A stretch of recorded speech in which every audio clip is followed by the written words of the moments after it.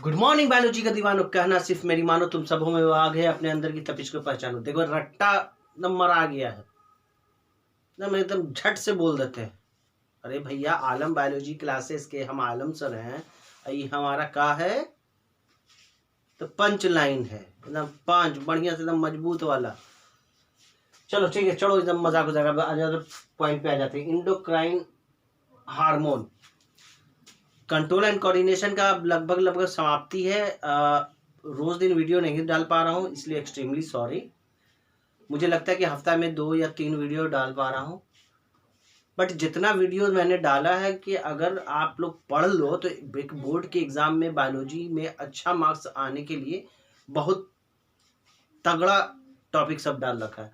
और जो 2 चैप्टर बचा है, कंट्रोल एंड कोऑर्डिनेशन तो हो गया, हेरिडिटी एंड इवोल्यूशन जो कि मेन और अच्छा चैप्टर है, तो हेरिडिटी एंड इवोल्यूशन को भी खत्म कर देंगे। और लास्ट में बचा इकोसिस्टम, तो बोर्ड के एग्जाम से आने से पहले तक ये सारा मुकम्मल कंप्लीट हो जाएगा। सिर्फ आप पे है कि आप कितने अच्छे से इसको पढ़ते हो, समझते हो। अगर समझ में नहीं आता है तो कमेंट में आप लिख कर मुझे बताना, राइट। तो इंडोक्राइन हार्मोन्स, तो हार्मोन्स हम लोग समझ रहे हैं कि हमारे बॉडी के अंदर, ह्यूमन बींग के बारे में पढ़ रहे हैं ना, तो ह्यूमन बींग के बॉडी के अंदर में कुछ ऐसे हार्मोन्स हैं केमिकली जो कि काम कर रहे हैं, जो कि हमारे डेली लाइफ में जो भी ज़रूरत पड़ रहा बॉडी के अंदर उस चीज़ को वो पूरा कर रहे हैं। इसके लिए कोई पाइपलाइन, कोई डक्ट की ज़रूरत नहीं है। ये डक्टलेस ग्लैंड है जहाँ से ये सारे हार्मोन सिक्रीट होते हैं। मतलब डायरेक्ट हार्मोन्स निकले और ब्लड के कांटेक्ट में आ गए, राइट। तो इसमें कुछ है, जैसे पिट्यूटरी ग्लैंड है, थायराइड ग्लैंड है, पाराथायराइड ग्लैंड है, एड्रेनल ग्लैंड है, पैनक्रियाज है, टेस्टिस है, ओवरीज है। इस और इन सब के बारे में बहुत ज़्यादा विस्तार से नहीं पढ़ना है, क्योंकि एनसीईआरटी की अगर बुक उठाओगे आप 10th क्लास के बायोलॉजी का, तो उसमें देखोगे कंट्रोल एंड कोऑर्डिनेशन में लास्ट में ससुरा 5-7 लाइन का आपको इंडोक्राइन सिस्टम दिया, हार्मोन दिया, जिसका एक फंक्शन दे रखा है। इसलिए हम ज़्यादा विस्तार से नहीं जाएंगे, क्योंकि हमारा फोकस, हमारा मंजिल, हमारा मकसद सिर्फ बोर्ड का एग्जाम है अभी, है ना। तो बोर्ड के एग्जाम में जितना एनसीईआरटी की बुक में बोल रहा है हम उतना पढ़ेंगे। तो ग्लैंड्स में हमने पहले पढ़ा पिट्यूटरी ग्लैंड। तो पिट्यूटरी के बारे में पहले भी हम बता चुके हैं कि पिट्यूटरी ग्लैंड कहाँ पे सिचुएटेड है, तो हमारे ब्रेन के अंदर में है। कैसा है, तो मटर के दाने की तरह है। किससे जुड़ा हुआ है, तो इन्फेंडिबुलम से जुड़ा हुआ है। उसके ऊपर कौन है, हाइपोथैलेमस है। हाइपोथैलेमस क्या है, वही कंट्रोल करता है। पर पिट्यूटरी ग्लैंड को क्या कहा जाता है, मास्टर ऑफ द ग्लैंड कहा जाता है। मतलब कि शरीर के अंदर जितने भी ग्लैंड है सबका प्रभुत्व किसके हाथ में है, तो पिट्यूटरी ग्लैंड में के हाथ में। तो मतलब कि मास्टर है सारे ग्लैंड का, सर्वे सर्वा है।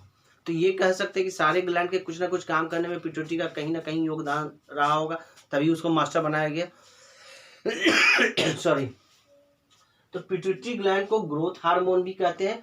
तो पिट्यूटरी ग्लैंड अगर किसी के ब्रेन में, अगर पिट्यूटरी ग्लैंड है और वो अच्छा फंक्शन कर रहा है, अच्छा हार्मोन सिक्रीट आउट कर रहा है, अगर बहुत ज़्यादा सिक्रीट आउट कर जाएगा ग्रोथ हार्मोन, तो एक इंसान जो है वो राक्षस की तरफ बड़ा हो जाएगा, डेट इज नोन एज जिजाइंटिज्म। और अगर नहीं अच्छा से काम करेगा, ग्रोथ हार्मोन अच्छे से नहीं निकलेगा, तो ससुरा एकदम छोटा सा हो जाएगा, that is known as dwarfism. बड़का हो गई तब्बो दिक्कत, छोटका रह गई तब्बो दिक्कत, है ना।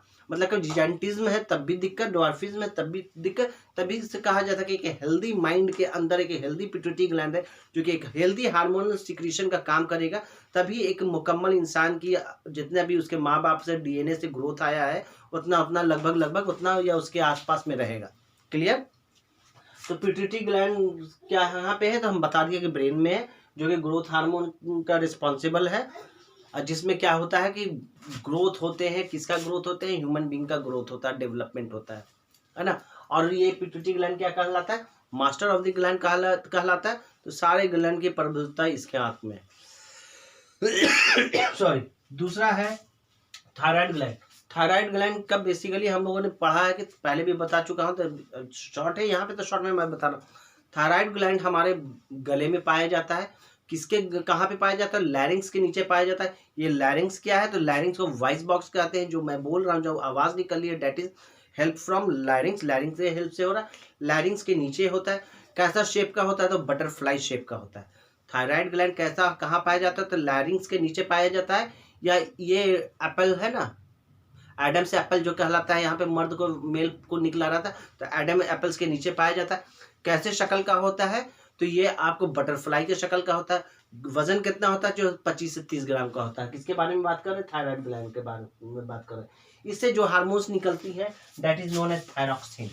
थायरॉक्सिन थायरॉक्सिन के क्या है कि अगर किसी बच्चे में कमी हो जाए तो क्या होगा कि उस बच्चे की अवस्था जो होगा कि एकदम पैरालाइज्ड अवस्था में होगा, मेंटली ग्रोथ नहीं हो पाएगा। मतलब कि आयोडीन का बेसिकली होता है ना, आयोडीन का मात्रा नहीं हो पाने की वजह का।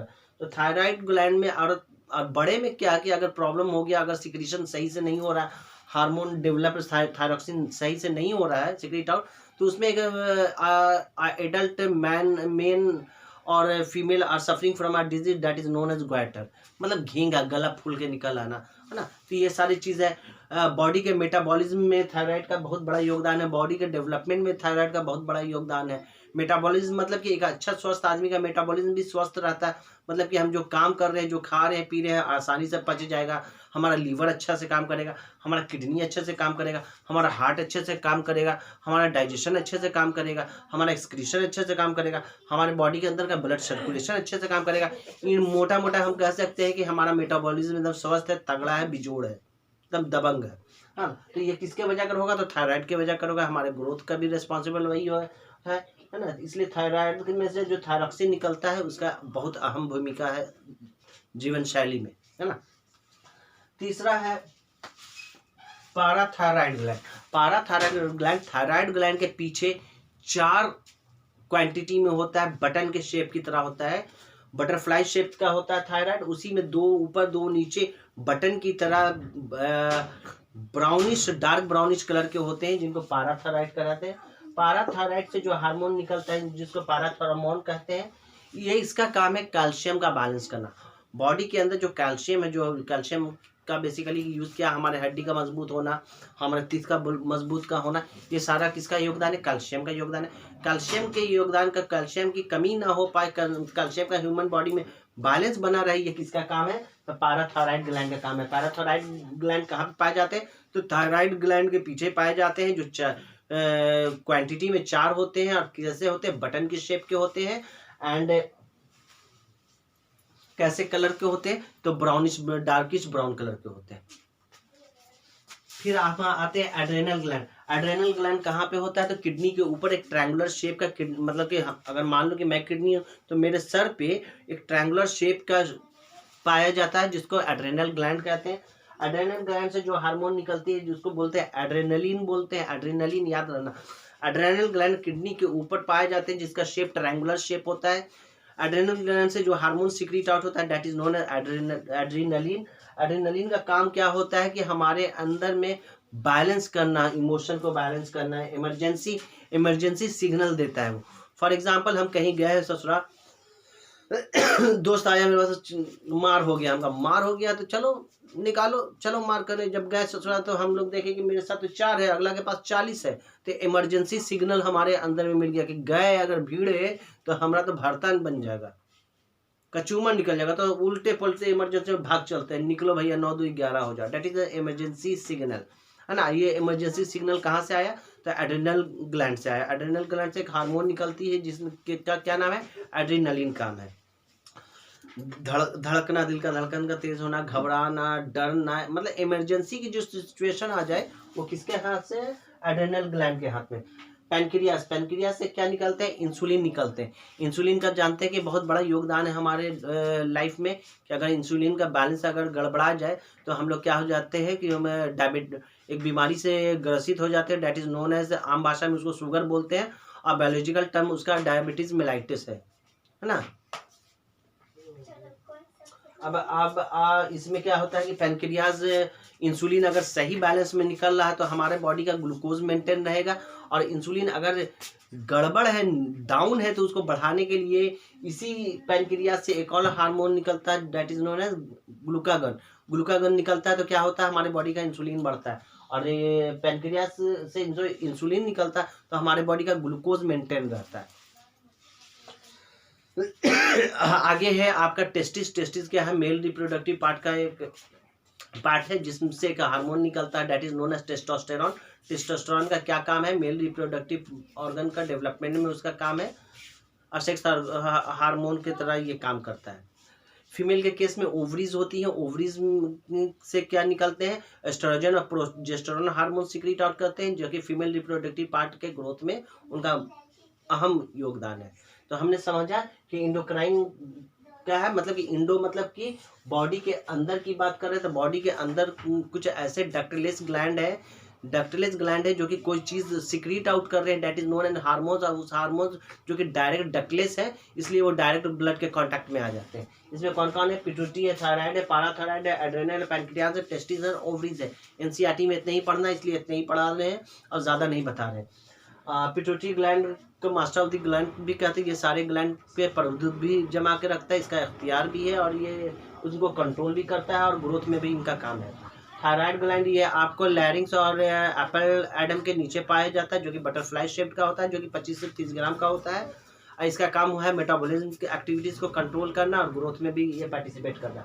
पाराथायराइड ग्लैंड थायराइड ग्लैंड में 4 क्वांटिटी में पाए जाते हैं, जिनका शेप बटन की शेप की तरह है और कलर इनका डार्क ब्राउनिश कलर के होते हैं। इनका काम क्या है, कैल्शियम को बॉडी के अंदर कैल्शियम को बैलेंस करना। एड्रेनल ग्लैंड किडनी के ऊपर ट्रायंगुलर शेप में पाए जाते हैं और ये क्या है, इनसे जो हार्मोन निकलता है डेट इज नोन है एड्रेनालिन। एड्रेनल का क्या है, इमरजेंसी संकेत हमारे बॉडी को देता है। पैनक्रियाज क्या है, पैनक्रियाज से इंसुलिन है ग्लूकागोन हार्मोन निकलता है, जो कि ब्लड शुगर लेवल को या बॉडी में ग्लूकोज लेवल को कंट्रोल करने का काम करता है। टेस्टिस से टेस्टोस्टेरोन हार्मोन निकलता है, जो मेल सेक्स ऑर्गन के डेवलपमेंट में योगदान देता है। ओवरीज फीमेल के केस में है, ओवरीज से एस्ट्रोजन और प्रोजेस्टेरोन हार्मोन सिक्रीट आउट करता है, जो कि फीमेल रिप्रोडक्टिव पार्ट को ग्रोथ करने में अहम भूमिका निभाता है। उम्मीद है कि समझ में आया होगा। एक सांस में सब बोल दिया ना, पढ़ाना है ना भाई। फोकस मंजिल पे। एक घोड़ा को देखते हो, ससुराई से लगाया रहता है, ना दाएं देता ना बाएं देता, मालिक जिधर दौड़ाए उधर दौड़ जाना। तो अभी के टाइम में बेटा फोकस, आपके बोर्ड का एग्जाम है आने वाला है, बोर्ड के एग्जाम पे फोकस। ना हम इधर देखेंगे ना उधर देखेंगे, मतलब कि ना हम ज़्यादा मोबाइल में आलतू फालतू चीज़ें देखने के चक्कर में रहेंगे। आलतू फालतू मतलब क्या है कि स्टूडेंट क्या देख सकता है, सीरियल देख सकता है, टिकटॉक देख सकता है, तो उससे भी हम दरगुरेज करेंगे, दूर रखेंगे। और इधर उधर घूमने से भी दरगुरेज करेंगे। अभी फैमिली में घूमना फिरना, रिश्तेदारों का सब बंद। Be focus, be control and discipline life होकर पढ़ाई लिखाई पे कंसंट्रेट करो। एक बार रिजल्ट अच्छा हुआ उसके बाद फिर घूमना फिरना शुरू करेंगे, राइट। होप कि समझ में आया होगा। अगर समझ में आया है तो सब्सक्राइब कीजिए, लाइक कीजिए, शेयर कीजिए। Thank you so much.